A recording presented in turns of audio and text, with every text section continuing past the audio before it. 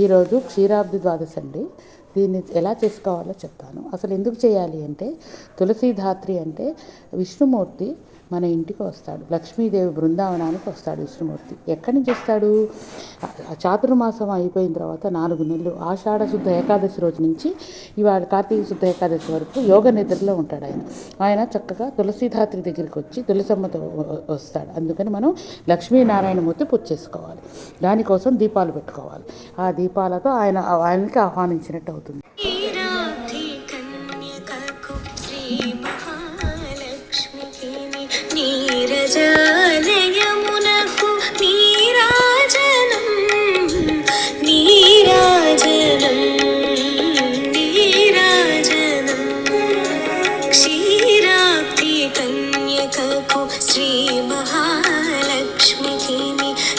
తులసీధాత్రి సమేతముగా ఈ విధంగా పూజ చేసుకుని దీపాలతో ఆహ్వానించి వాయనం ఈ విధంగా ఇవ్వవలెను.